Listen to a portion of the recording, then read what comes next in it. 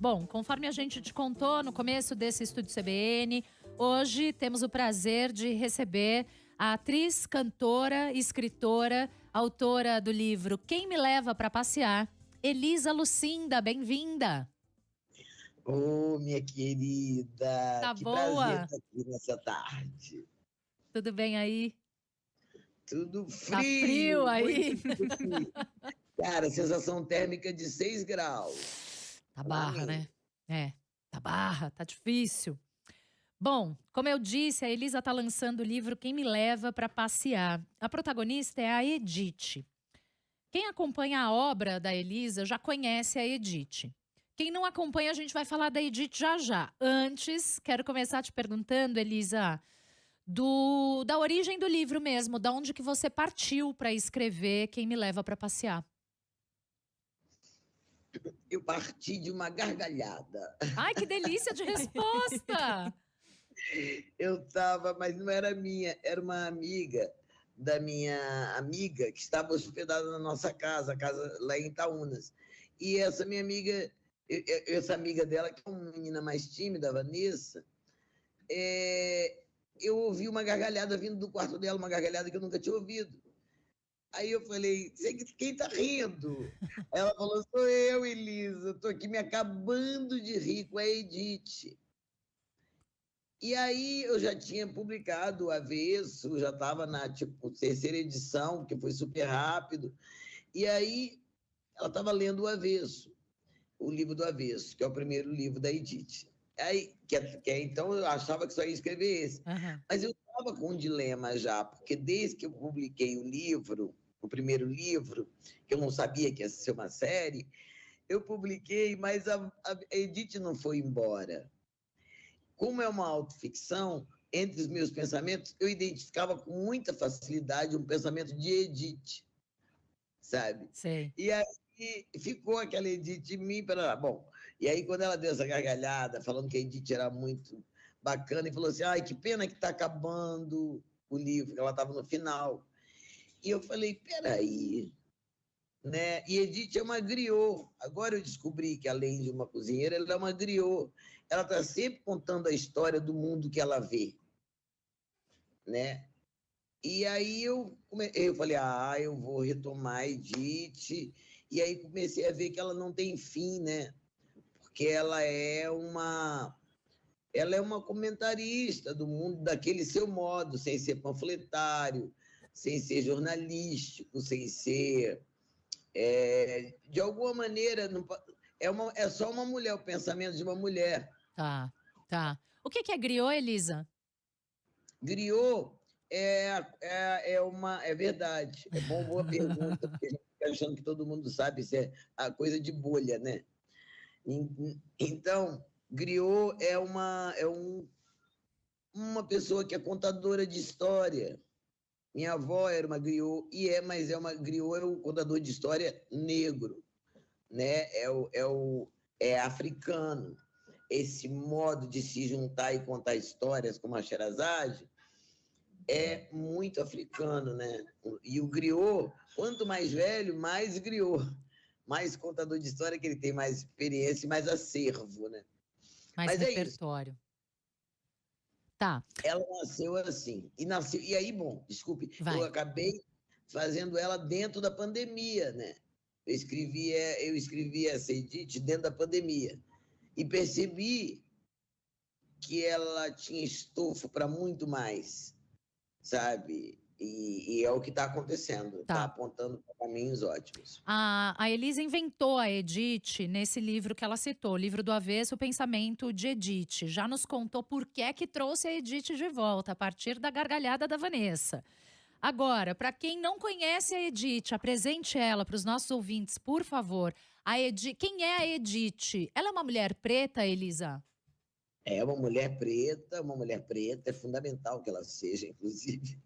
Ela é uma mulher preta e é uma mulher que cozinha muito bem. Ela tem um buffet chamado Cozinha da Mamãe e ela é especialista em qualquer culinária, porque você fala, eu quero comida vegana, ela faz comida da mamãe vegana, comida da mamãe baiana, E ela é isso, o dom dela, né? E como ela viaja trabalhando, né? Ela vai almoçar, ela vai fazer grandes banquetes em casas de pessoas, por exemplo, corruptas, como acontece, de vez em quando, ela vai numa casa dessa, porque contratam ela para um banquete, tarará. E às vezes ela está na casa de Obama, ela já cozinhou na casa do Obama. Então ela é viajada, a Edith. E circula entre o povo o tempo inteiro. Ela é uma mulher que veio de uma família pobre, né? A avó dela, depois os pais melhoraram a situação. Então, mas isso a gente não sabe, isso só eu que sei. Mas aí, o que a gente sabe da Edith é o olhar dela. E aí é muito importante, porque uma sociedade está exposta às nossas leituras. E ler a sociedade, por isso é tão importante a interpretação de texto, ler a sociedade é muito importante, saber o que você lê, a partir de que você lê. Então, por exemplo, quando eu ando em Copacabana e vejo um preto velho de cabelo branco na calçada, com a perna gangrenada, eu vejo meu avô. Não é que teve meu avô, não ficou na calçada, mas um homem preto de cabelo branco me remete a meus parentes. Então, a realidade que eu vejo é totalmente diferente da realidade que uma pessoa branca vê. Só que tem um detalhe, que eu acho que a Edith faz isso muito bem. Se a Edith passar por uma criancinha branquinha na rua, ela vai parar e perguntar cadê sua mãe. E pretinha também. Mas ela não faz discurso sobre isso, ela só só incrível. é assim. Ela só é assim, tem uma inocência. Ela falou, tem uma cena no Quem Me Leva, que ela fala assim,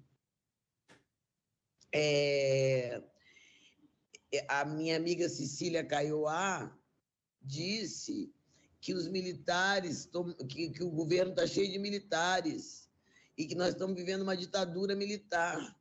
E aí ela fala, não, Cecília, não é possível. E a democracia, ninguém ficou vigiando. Ela vê como uma... Você entende? Ela não é partidária, ela é só... Não se engaja em nenhuma causa, ela é uma observadora do mundo mesmo. Ela se engaja nas causas, assim, nesse seu olhar, Sim. digamos. Entende? Eu quis dizer que ela não é uma ativista propriamente. Oficialmente, não. Uhum. Mas ela é na vida, na micropolítica da vida. Então, eu gosto muito do olhar da Edith, e como ela é libertadora, para mim, o fato de ela, no primeiro livro, ela escrevia o que ela pensava. Nesse segundo, nós estamos lendo o seu pensamento, e a gente sabe disso no primeiro capítulo.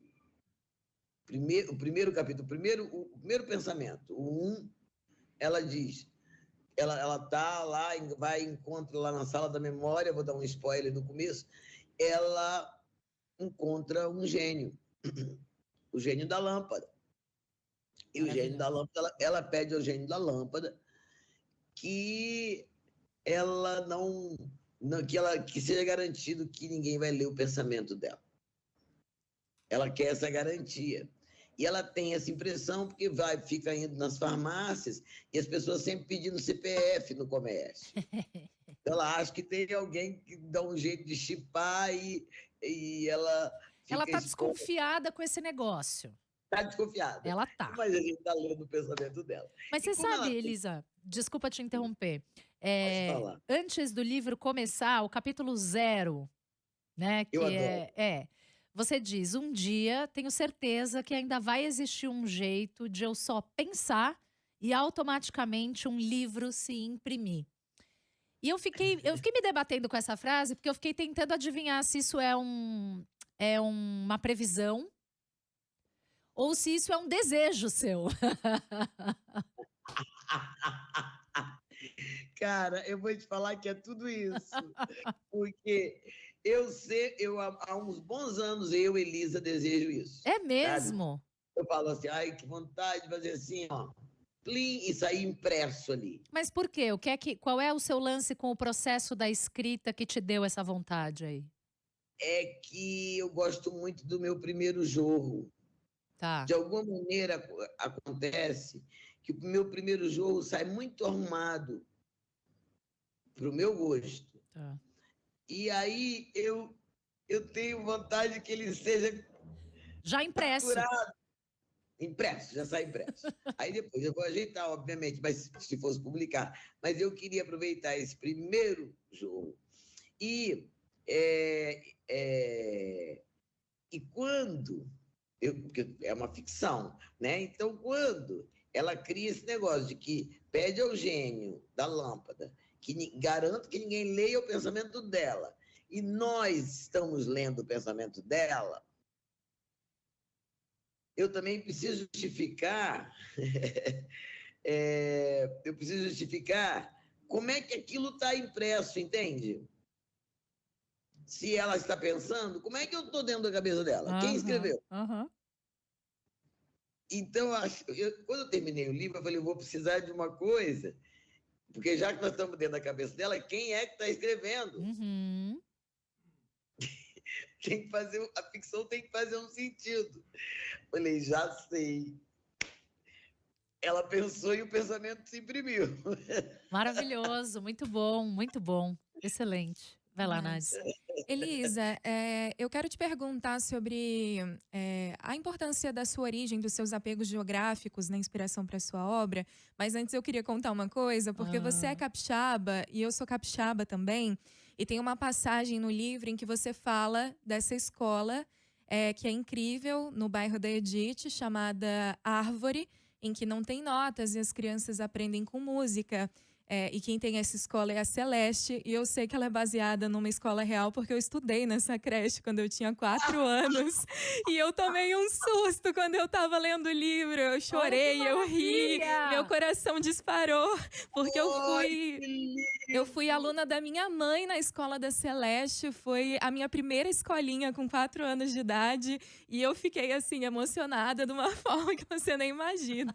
Isso vai ficar gravado. Tô eu aqui emocionada só de ouvir. Sim, Esse podcast a gente pode acessar? Pode. sim. Ah, eu quero muito que a Celeste veja. Porque foi a única que eu não botei. Eu me inspirei em várias pessoas para fazer o livro. Mas a única, tem vários personagens que eu inventei mesmo, e tem outros que eu me inspirei partindo de uma realidade. Mas esse foi o único que eu preservei o nome da dona da escola. Eu preservei porque eu gosto do nome, acho dramaturgicamente bem, e também porque eu tenho um amor imensurável pelo professor, por quem se dedica à educação, sabe? Num ambiente tão hostil como nós estamos vivendo, sabe? Sobreviver como aquela escola é muito impressionante. Quando ela mandou para mim umas crianças pequenininhas falando poesia minha, eu chorava em casa. O nome da biblioteca é meu nome. Eu tenho um amor assim por essa escola. E aí eu fiz uma ficção assim da coisa do que eu misturei, mas que bom, que felicidade saber que bateu assim no seu coração. Foi incrível. Em 2000, a minha infância em Jardim Camburi começou ali, naquele lugar. Você deve ter levado um susto, Muito cara. grande. Eu mandei pra minha mãe, eu falei, não pode ser coincidência, né? Ela falou, não. Que legal. Muito legal. E aí eu ia te perguntar por isso, Elisa, sobre o fato de você ser capixaba e fazer essas referências ao nosso estado no livro, mas também a outros lugares que são importantes para você. Como é que isso te inspira, esses locais que são do seu apego? Eu saí do Espírito Santo, né? Mas o Espírito Santo nunca saiu do meu coração mesmo. E eu vivo trazendo ele, sabe? Eu acho que o capixaba, adoro esse nome, e é um personagem brasileiro que raramente você vê na literatura nacional, sabe? E eu acho o Espírito Santo tão rico como locação. Eu chamo de locação porque eu acho que a literatura é audiovisual, total, sabe? Então, eu faço com muito amor. Eu acho que eu estou apresentando uma riqueza ao mundo literário, que é a memória de um país, né? Qual Eu que é o faço de segredo propósito. da muqueca, Elisa? Oi? Qual que é o segredo da muqueca capixaba? Eu acho que é não usar nem dendê, nem leite de coco. Torna. Aí você pega o caldo do peixe com o limão, ele vai soltar uma água, sabe? Sagrada água, que é a água do peixe. E aí com o coentro e os temperos todos, e urucum. Eu gosto demais de defender a muqueca capixaba. Maravilhoso foi o lançamento da Bahia, né? Porque Putz! babado. E eu e Fabrício Boliveira, um ator maravilhoso, e ele leu o Obama, porque ela vai cozinhar na casa de Obama, e ele faz o papel de Obama, né? Em geral, isso é um assunto que eu quero até falar aqui, eu faço alguma festa, algum barulho no dia do lançamento. Porque eu me recuso que o lançamento seja, sei lá, resumido numa fila. Ai, sim. Que isso? Eu fui numa fila, não fui a lugar nenhum, eu fui numa fila. Entende? Então, aí eu servi cachaça, sabe? Hoje eu vou servir, sabe? Uma cachaçinha, assim, um mimozinho, é um brinde, é a festa da palavra. Imagina, arrumei as palavras de tal maneira que nós estamos conversando sobre uma mulher que não existe. Que maravilha. A arte é muito maravilhosa por isso, né? Não é? Oh, E edite, não é à toa. É um verbo. é verdade. É E um ela verbo sabe. imperativo. Sim, e é para você fazer isso. Para você editar da sua maneira. Né? A primeira vez que alguém me fala sobre esse da Celeste, bateu nela. Até agora, ninguém nunca comentou, os leitores nunca falaram sobre esse continho, esse pensamento dela. Mas uma coisa que eu não quero me perder é que eu acho que ela é, sobretudo, uma mulher em pleno exercício da liberdade de pensar. E, nesse momento, eu chamo essa atividade de revolution, porque as pessoas estão num estágio de opressão com essa guerra do pensamento. É impressionante, que louco que está acontecendo, né? Então, a pessoa fala, eu tô com medo, eu tenho medo, tô com medo de falar o que eu penso e dar confusão. Eu tô com medo de falar o que eu penso e ser cancelada. Então, essa armadilha eu não caí, sabe? Pelo menos até agora, sabe? Porque se eu não puder falar o que eu penso, por medo de você me julgar, aconteceu o pior com a minha trajetória. Se a coisa mais preciosa que eu tenho e conquistei a duríssimas penas é a liberdade. Liberdade. Sabe? Tive vários aliados no caminho, e tenho até agora cúmplices, mas não tenho nenhuma falcatrua, ninguém pode botar o dedo no meu nariz e dizer você, naquele dia, me fez aquele não sei o quê, não tenho. Então, isso é outra maneira de pegar a realidade. E quando a gente se depara com esse medo, as pessoas estão com medo da antítese, sabe? Estão com medo tem tese e antitese. Estão com medo do contraditório. Não, eu discordo de você, sabe? Eu lembro que eu fui falar com uma amiga essa semana. Por que você vai votar em Ciro no primeiro turno se você está dizendo que vai votar no Lula no segundo? Por que você não vota logo no Lula? Eu disse. Se você continuar assim, nós vamos acabar discutindo. É meio estranho. É só a pessoa responder, entende? Não é para brigar. Mas os tempos estão muito esquisitos, É né, Elise? E a estranho, gente nós viu ele estamos vindo esquisito, né? Não é que ficou. Um dia a gente não, acordou e não não, podia não, não, mais não. conversar civilizadamente sobre política. Não, a gente Não, viu esse ambiente se deteriorar, né? Na nossa cara. sim, sim. Então, o negócio é muito grave. Esse momento, Deu uma travadinha ali. Vamos ver se volta. sabe? Elisa, travou nossa comunicação, mas você dizia, o negócio é muito grave. Nesse momento, A gente tem que preservar nossa coragem, nossa liberdade de pensar, nossa liberdade que respeita o outro, sabe? A gente tem que. Está me ouvindo? estamos te ouvindo. Tá bom. Não, saber se estava tudo regularizado. E eu acho que a Edith faz isso, porque quando você começa a nem Tchim. Travou de Ah, meu novo, Deus. Elisa.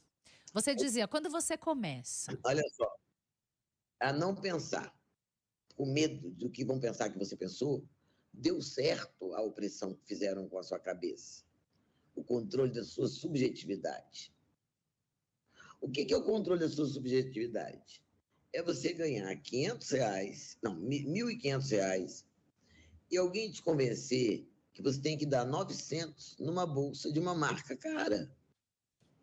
Senão você não vai ser respeitada, senão vai ser. Aí você pira. Tem alguém controlando sua subjetividade, seu querer. Eu sempre desobedeci à moda. Eu sempre, nem desobedeci, eu sempre fui seguindo a minha moda, Isso significa que eu tenho roupa beça, porque eu uso as minhas roupas de quando eu tinha 30 anos, Duas. entendeu? Eu Eu uso uso tudo elas, até acabar, basicamente. Ou até cansar. Quando eu eu canso, eu gosto, dou para alguém. eu também. Mas eu quero dizer que está tudo valendo. Ah, sim. Para mim foi ótimo. Eu nunca fiquei, não está usando, não vou sair de vermelho porque não está usando. Quem? Quando? Não estou entendendo. Então, é isso, eu acho que essa liberdade aqui, eu espero que a Edith provoque. Tá. Eu acho que é o que está acontecendo. Ela fala lá do âmago, né? É. Tem hora que ela fala, né? Se tivesse inferno mesmo, ia abrir um chão aqui, eu ia cair lá agora.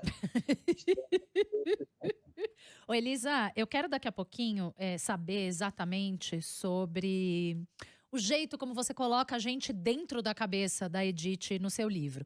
Mas agora a gente vai fazer uma pausa rapidamente. Estamos com Elisa Lucinda, atriz, cantora, escritora. Está lançando o livro mais recente dela, Quem Me Leva para Passear, a volta de Edith, do livro do avesso. E como eu disse, a Elisa coloca a gente dentro da cabeça da Edith. A gente vai saber como ela faz isso já já, depois das informações do repórter CBN.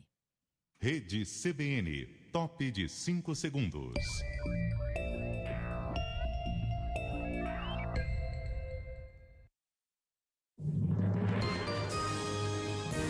Repórter CBN.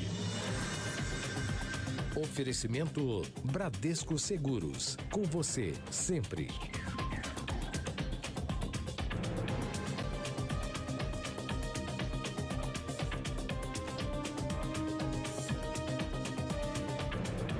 Quinta-feira, 19 de maio de 2022.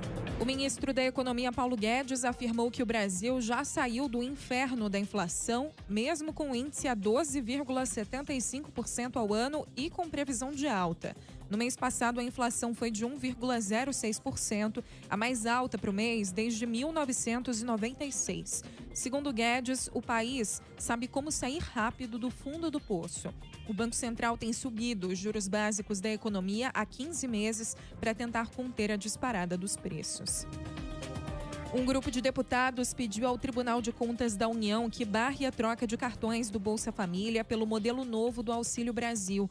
Segundo os parlamentares, existe motivação eleitoreira na atitude do governo. Eles alegam que os cartões ainda permitem que os beneficiários saquem o dinheiro, mesmo após a transição entre os programas. Os deputados apontam para o mau uso do dinheiro público, já que a troca vai custar mais de 320 milhões de reais. As aulas presenciais das turmas do 2º, 4º e 7º períodos do curso de Medicina da Universidade Federal de Minas Gerais foram suspensas após a confirmação de diagnósticos de Covid-19 entre alunos. De acordo com o protocolo da instituição, a medida é tomada quando pelo menos 3 casos são registrados no intervalo de uma semana. A suspensão das atividades presenciais vai durar 7 dias.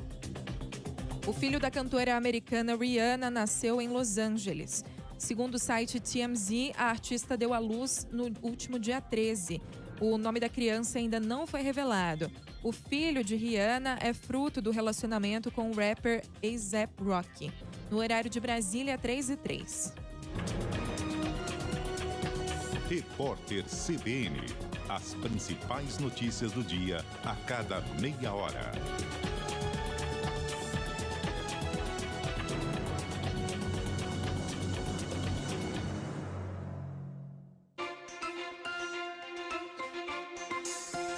Estúdio CBN. Apresentação: Tatiana Vasconcelos e Nadédia Calado. 3h03, segunda hora do Estúdio CBN dessa quinta-feira, 19 de maio de 2022. A gente vai voltar em instantes a conversar com a escritora, cantora, atriz Elisa Lucinda, nossa convidada hoje aqui no Estúdio CBN. Antes tem informação chegando de Brasília com a Isa Staciarini. Boa tarde, Isa. Oi, Tati. Muito boa tarde a você e aos ouvintes. Olha, o Ministério da Economia aumentou a estimativa de inflação para quase 8%. A expectativa para a taxa de inflação medida pelo IPCA cresceu de 6,55% para 7,90% neste ano. Em relação ao INPC, a projeção para este ano aumentou de 6,70% para 8,10%. Os dados fazem parte do relatório de avaliação de receitas e despesas do segundo bimestre de 2022. Ao mesmo tempo, a estimativa de crescimento do PIB se manteve em 1,5%. Hoje, mais cedo, o ministro da Economia, Paulo Guedes, afirmou que o Brasil já saiu do inferno da inflação, ao contrário de países desenvolvidos. Com a ruptura das cadeias produtivas, o Brasil, que tinha ficado fora da festa da globalização, justamente essa era a minha convicção, nós íamos sofrer menos. Está faltando manteiga na Holanda, tem fila e pessoa brigando na fila de gasolina no interior da Inglaterra. A Inglaterra teve a maior inflação dos últimos 40 anos e vai ter 2 dígitos já já. Eles estão indo para o inferno. Nós já saímos do inferno, tentaram empurrar a gente para lá de novo, nós estamos voltando rápido, porque a gente já conhece o caminho, nós já estivemos lá há muito tempo. Nós saímos, sabemos como é que sai rápido do fundo do poço. Para o ano que vem, o Ministério da Economia aumentou a projeção da inflação de 3,25% para 3,60%. Em relação ao PIB, as estimativas para 2023 permanecem em 2,5%. Tatiana. É inacreditável ouvir uma frase dessa saindo da boca do ministro da Fazenda, da Economia, né? Sabemos como sai rápido do fundo do poço. 4 anos de governo Bolsonaro, a gente tem inflação como não se via há 20 anos, preço da gasolina como não se via há muito tempo, preço do gás como não se via há muito tempo, 12 milhões de desempregados no país. De que país o Paulo Guedes está falando? Do Brasil, que não é.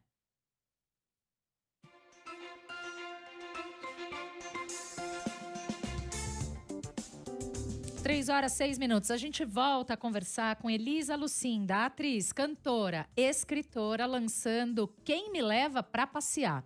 A protagonista é a Edith. A Edith, ela é uma personagem criada pela Elisa no livro do avesso, O Pensamento de Edith.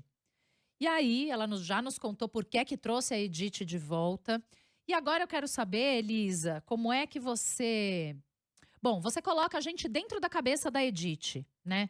Você, inclusive, dá voz para voz na cabeça dela, que é uma loucura. A gente vai indo, parece bonecas russas, né? A voz da voz da voz, da cabeça da personagem e tal. Você pode nos contar mais sobre esse estilo de escrita que a gente conhece como fluxo de consciência?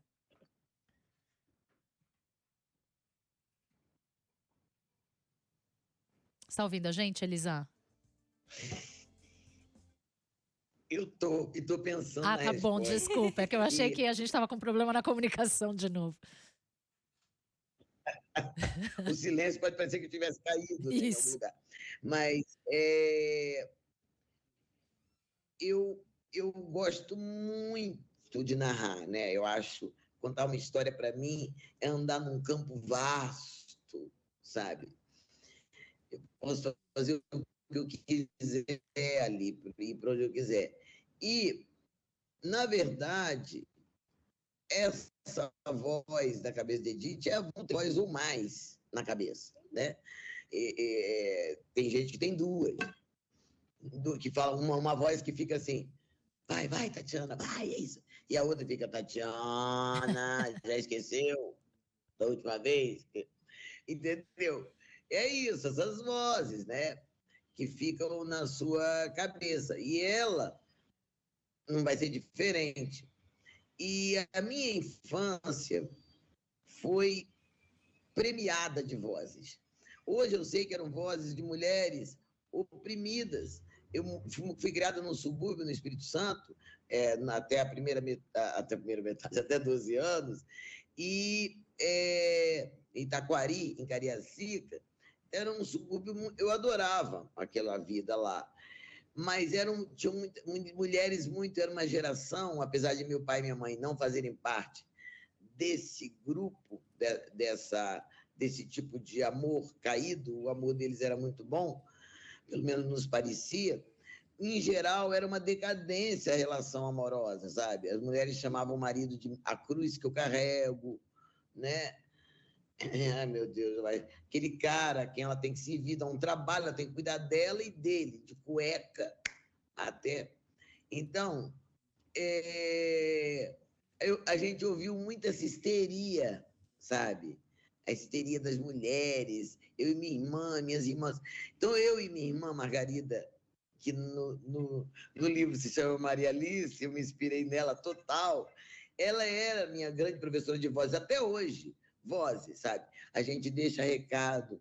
Ah, minha filha, tá um frio! E começa. Aí, enfim, a gente revive aquelas vozes daquelas mulheres. Então, eu achei uma oportunidade de brincar com essas vozes aqui e estar dentro da cabeça dela, né? Eu gosto muito de estar dentro da cabeça dela e poder usar uma certa lógica ficcional dos desenhos animados e das piadas. Eu descobri que eu gosto de desenho animado e de piada por causa da liberdade. Ninguém repara no desenho animado se uma casa criar asas e voar. Ninguém acha absurdo. Não é absurdo numa piada. A gente falou, aí o boi respondeu. Ninguém fala boi não fala. Boi de piada fala. Então, eu gosto uma das cenas que eu mais gosto, que eu acho que vai ficar bem bonito no audiovisual, quando a Edith virar audiovisual, é ela andando, a voz andando dentro da cabeça da Edith. Ela fala, nossa, que cabeção que a Edith tem, acho que eu vou... Aí vai lá na sala da memória e encontra o gênio de novo. Então ela tem... Não, mentira. Nesse dia, ela está vendo a Edith sonhando e não está entendendo o sonho da Edith. Aí ela fala, vou ter que ir lá na sala de montagem, como se fosse um cinema, para poder entender o sonho de hoje. Ela vai na sala de montagem, chegou lá, a placa da sala de edição tá mudada, tá escrito Edith, bem grande. Maravilhoso. Isso é um sonho, né? Tem alguns sonhos, o livro tem alguns sonhos. O que é que, nesse processo, Elisa, o fluxo de consciência é uma técnica, né? A gente vê em obras de... Eu vou citar só uma escritora que eu acho que todo mundo conhece, que é a grande propagadora do fluxo de consciência, que é a Virginia Woolf, né? Mas não só ela. O que é que te interessa nesse jeito de escrever? Como é que se dá a escrita em si? Como é que essa técnica flui para você a hora que você está escrevendo? Olha, que coisa maluca.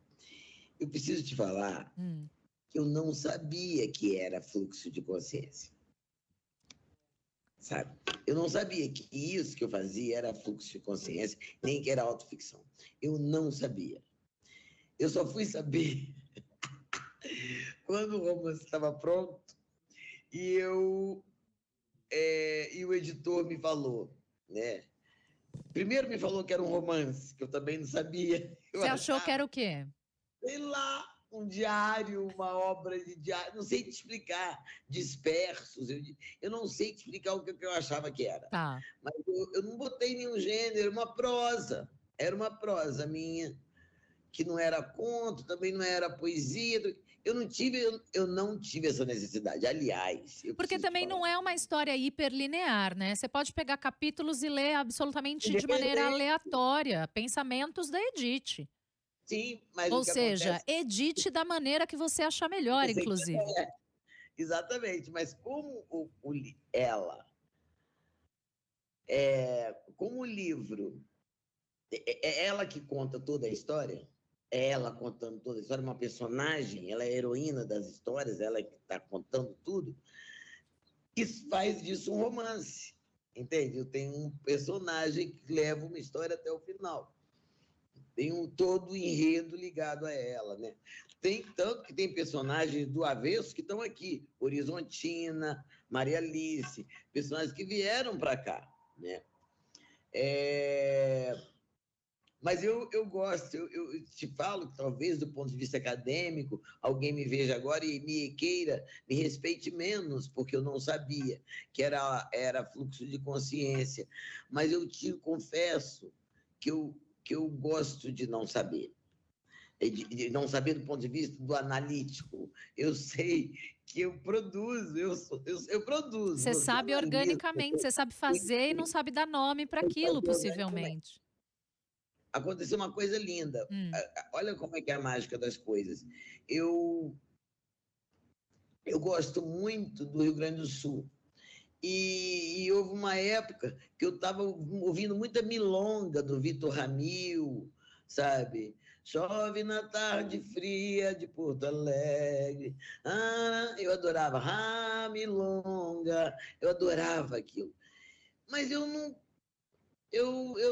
conheço assim, a milonga profundamente. E passou.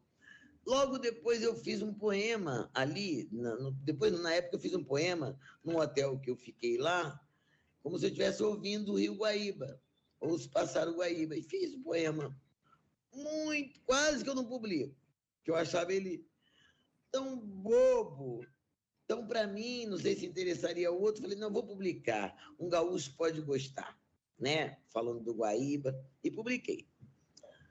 Qual não foi minha surpresa semana passada? José Carlos, um cara muito bacana, músico gaúcho, mandou para mim uma milonga que ele fez com esse poema. Uau! O poema é todo dentro da milonga. Ele não troca uma palavra, ele fez uma milonga. E o nome do poema é Pequena Milonga de Amar. Ai, que legal. Então, assim, eu prefiro do que eu soubesse os tempos. Teorizar sobre o que você faz. Se eu soubesse, eu tivesse pensado tecnicamente antes, eu talvez não valorizasse tanto quanto essa magia, né? Agora, eu não estou falando isso para que a gente seja intuitivo, não. É só intuitivo, entendeu? Eu acho que tem um saber que eu acho que ler literatura, ler a realidade ajuda muito a gente a aumentar nosso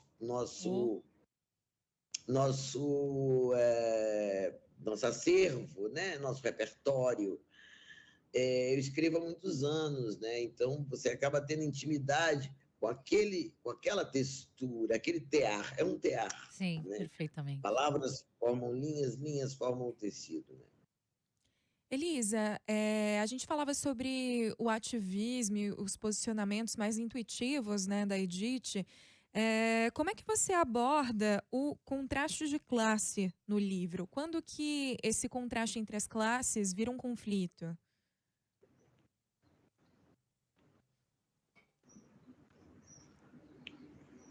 Eu acho que a Edith sempre dá uma pontuada por exemplo, e nesse ponto nós concordamos muito, ela fala da diferença. Por que na casa do pobre a feijoada é mais rica do que na casa dos ricos e mais farta? Quem sabe explicar? Você vai na casa de quem é mais pobre que você, a pessoa tem um café, um pão, um bolo. Você vai na casa do rico, mal te serve um café. Gente, eu estou falando em geral. Em geral. Mas é claro, é porque não tem a onda do coletivo, do outro, não está disputando, não está, entende? Não está, como é que eu vou dizer? Entende a alegria no coletivo. Isso é Ubuntu. Eu sou porque nós somos. E a Edith, ela nota isso, que ela vai numa casa rica, onde ela estava sendo convidada para comer, chegou lá morrendo de fome, a feijoada era 12 horas, marcada para as 12, e ela chegou tipo quase 2 na casa de uma pessoa, e a dona da festa fala para a Edith, já retiramos. E ela diz, quem retirou?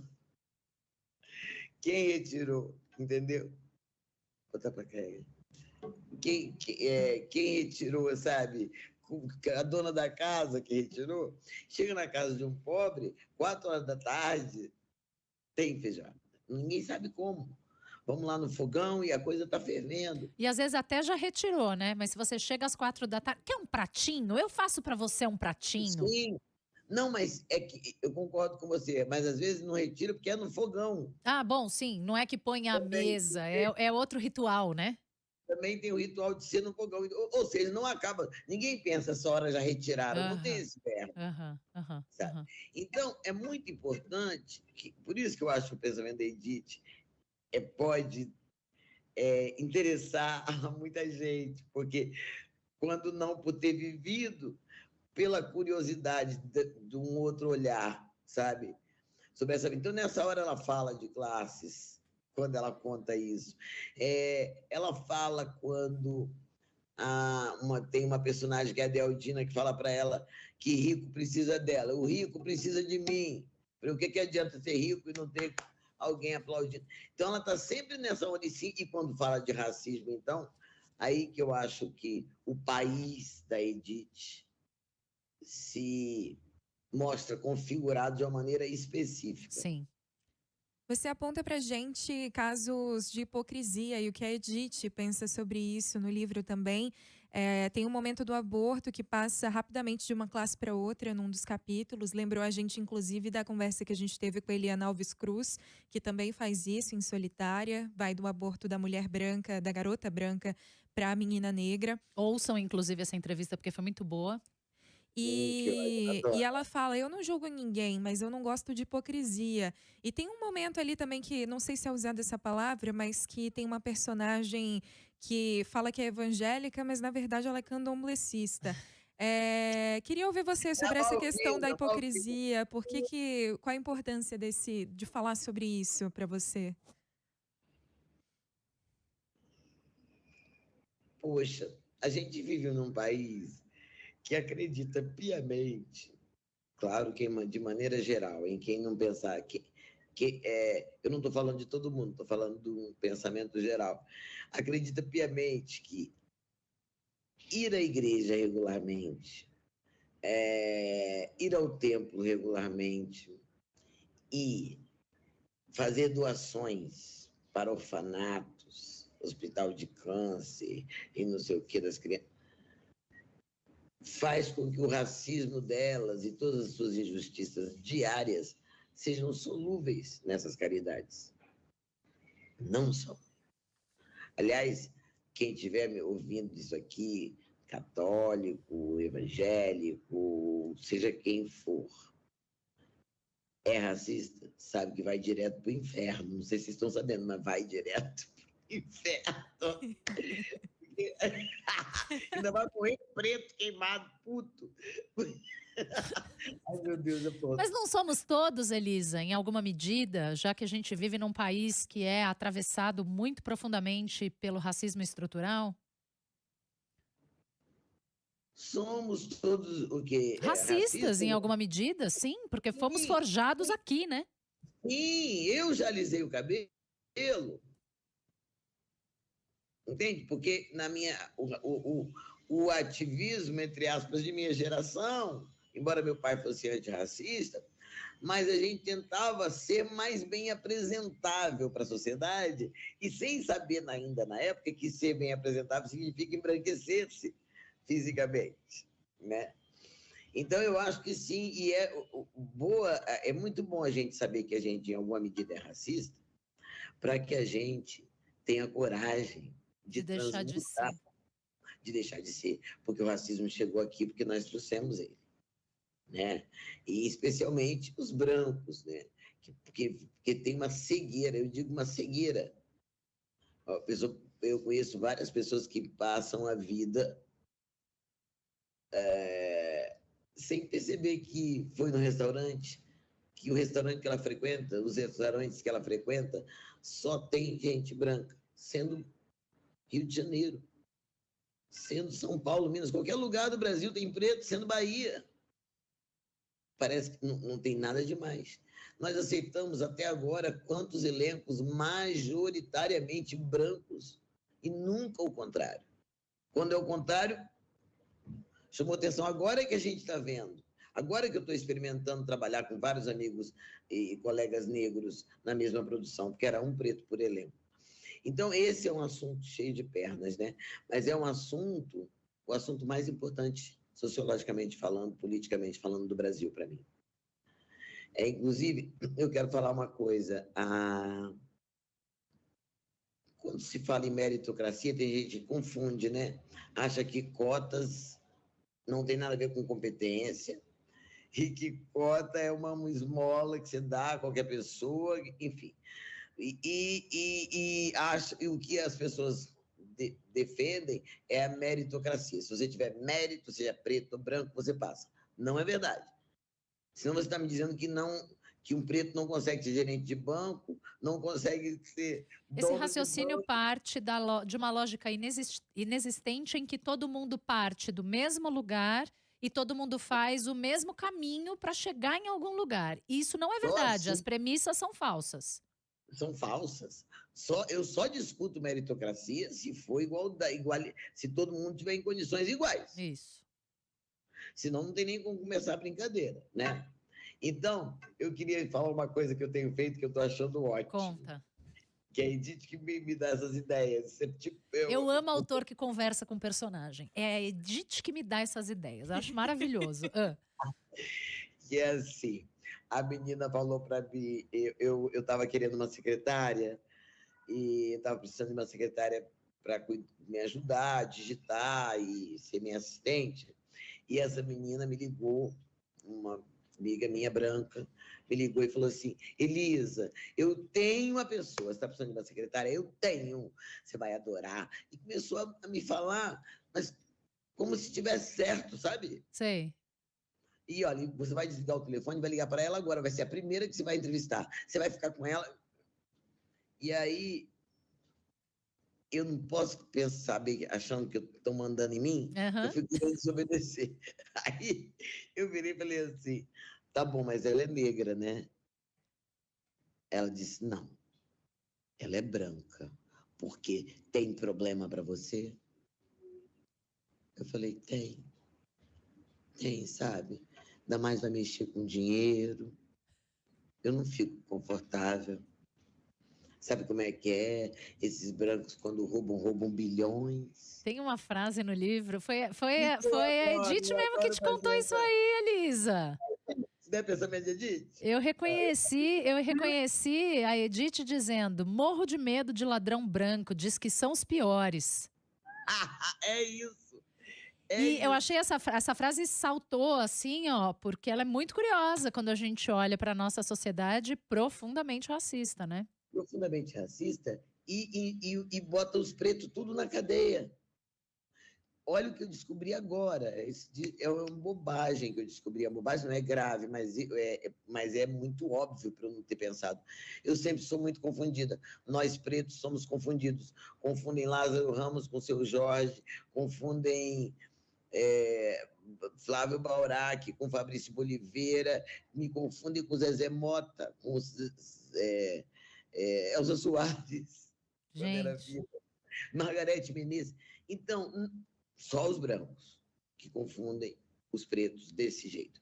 Eu não confundo Eliana com Cláudia Leite. sim. Entende? Eu tô... Então, eu não acho estranho. Estou vendo aqui, são duas pessoas diferentes que estão me entrevistando. Entendeu? Então, é muito doido. Você não faz contato, é um corpo preto. O que isso gera? Milhões de falsos reconhecimentos que põem as pessoas negras na cadeia. Foi ele sim, era um preto, entende? Foi aquele ali, ó. Tem muita história de preto que está injustamente na cadeia porque foi identificado. Porque nem sabe olhar para nós. Porque quem me confunde com Margarete Menezes não olhou nem para Margarete nem para mim. Eu amo a Margarete, ela também, mas nós não somos iguais, sabe? Sim, claro, porque cada uma é uma, gente. São duas mulheres diferentes. Em comum Olha, elas têm que são artistas e são artistas mulheres pretas. mas até aí, né? Por exemplo, já Mas aconteceu até aí eu muito sou jornalista, na Dédia também, somos duas mulheres brancas e somos absolutamente diferentes. e tal. Por exemplo, você está no... Já aconteceu de assistir peça de teatro e ter o elenco preto, isso na Zona Sul, há uns anos atrás. Aí, aqui é a zona mais nobre da cidade. Então, eu assistindo aquele elenco branco e uma preta no elenco, tá? Aí, quando acaba a peça, as pessoas me cumprimentam. Eu estou na plateia. Gente do Você céu. estava ótima. Não era eu, não, gente. Entende? Não era eu. A pessoa assistiu 2 horas a peça. É. Então é muita loucura. A Edith, para mim, a Edith, da mesma maneira que ela faz com a culinária, que ela vai dando receita, você vê, né? Sim, total. E o livro tem várias receitas, tanto que a Paola Carosella, minha querida, que fez a orelha, né? Os dois cozinheiros, Lázaro Ramos cozinha muito bem, e a Paola Carosella. Eu adorei que os dois escrevessem sobre o livro. E a Paola fala isso, que ela fala uma coisa linda, que é uma coisa da injustiça. Quer ver? Deixa eu olhar aqui, na orelha da justiça, elas estão aqui, ó. Enquanto Edith cozinha, refoga devagarinho o alho para o seu arroz soltinho, ela vai cozinhando o mundo ao seu redor. Bota no fogo os culpados, fatia e descasca hipocrisias, cheira mentiras e deixa de molho a injustiça. Maravilhoso. Ô, Elisa, eu queria muito. Talvez você tenha que voltar aqui para a gente falar sobre Edith em audiovisual, porque olha aqui, ó. Olha o que eu tinha de coisa para a gente conversar ainda. E a Mentira! conversa boa, gente. É assim, chega no fim do tempo e a gente nem se dá conta, porque foi indo. Elisa vai levando a gente vai Levando para passear. na fala dela, vai levando a gente para passear. Que delícia que é passear com você, Elisa. Você volte aqui, por favor. Gostei Eu quero muito. voltar. Eu quero voltar porque vocês são exatamente o que eu gosto num jornalista. Conversa.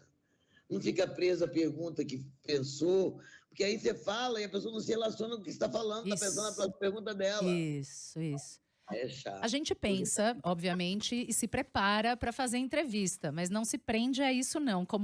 Hoje foi um ótimo exemplo disso. Eu queria falar de sexo, queria falar mais de aborto, queria falar. Nossa, vamos falar, não falei do Pois amor. é, queria falar mais do quê? Queria falar da sua relação com o Lázaro, porque vocês estão fazendo várias coisas juntos aí que eu sei, inclusive o audiovisual da Edith tem o Lázaro envolvido. Você volta mesmo? Vou voltar, porque a gente vai estrear um filme daqui a pouco, eu e o Lázaro. Então, a gente Então venham os dois. Agora, eu preciso falar uma frase. Fala uma frase antes de eu te mandar um beijo e a gente ir pro Repórter É CBN. que hoje lanço o Quem Me Leva para Passear no Centro Cultural São Paulo, às 20 horas. O Ailton Graça vai ler, a Ela Euléria, eu, Érica Malunguinho, vai ser uma animação. E também hoje entra no Brasil, em vários cinemas, O Pai da Rita, o filme que eu estou estrelando com Joelzito Araújo dirigindo. e a Iléia Garcia, uma delícia. Filme Maravilhosa. lindo. Maravilhosa. Então, lançamento de filme, Obrigada. lançamento de Quem Me Leva para Passear, o livro mais recente da Elisa Lucinda, atriz, cantora, escritora, essa mulher boa de papo que a gente recebeu aqui nessa última hora no Estúdio CBN. Obrigadíssima por estar aqui, por passar essa tarde com a gente, com os nossos ouvintes.